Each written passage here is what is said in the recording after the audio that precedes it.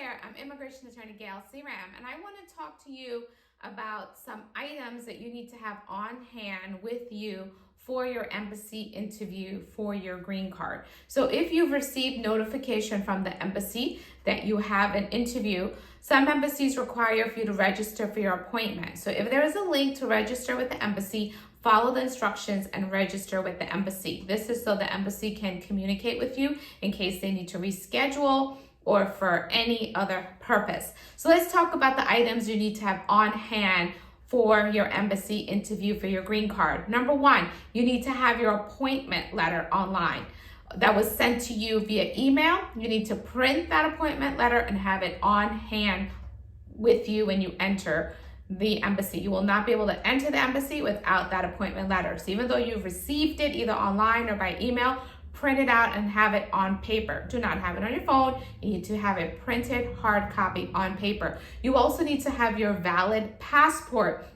Anyone who's a beneficiary, whether it's husband, wife, children, whoever has the appointment, everybody needs to bring their valid, unexpired passport. You also need to have your medical exam. You should have done your medical. You need to look at the U.S. Embassy website to find out who is the authorized doctor in your area. And everyone should have their medical exam on hand for the interview. Normally you cannot schedule your medical exam unless you have your appointment letter. So you have to take your appointment letter to the medical exam. When you have the medical exam, you want to bring that medical exam with you to your embassy interview. You also need to have your original police clearance. Anyone who has an interview needs to have a police clearance from every country where you've lived for more than 6 months over the age of 16. So anywhere where you've lived over age 16 for more than 6 months, you need to get a police clearance from that country, and you need to bring that original police clearance to your embassy interview. You also should have submitted Form DS-260. You will have to bring the DS-260 confirmation page. Again, that's something that's done online, and it's an online confirmation. You need to print that DS-260 confirmation page and bring it with you to the embassy interview. Everyone also who is a beneficiary should bring their original certified birth certificate, original certified marriage certificate, if applicable, original certified divorce certificate, if applicable. So these documents, these birth, marriage, divorce, if they are a foreign document, then you also need to have it translated and bring the translations with the original documents to the interview. Also, these documents may also be required for the petitioner. So also, if you're a petitioner, if you're related to the petitioner because they're your sibling, then you should bring the petitioner's birth certificate.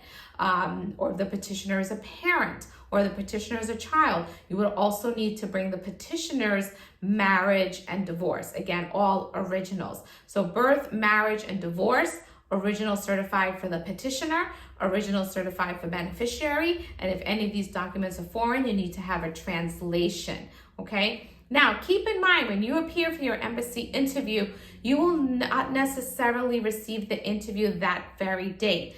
The immigration officer may hold your passport for putting the visa in, and then they will take care of either having you come back to pick up the passport, or by courier service, they would have the passport delivered to you.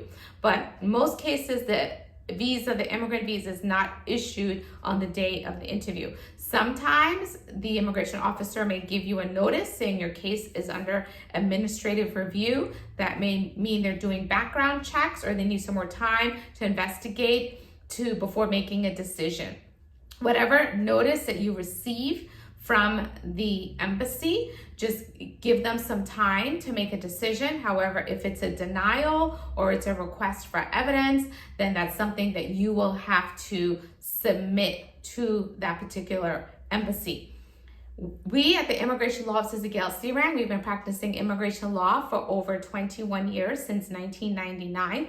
We will be more than happy to help you with all of your immigration questions and matters. Don't forget to subscribe to our YouTube channel.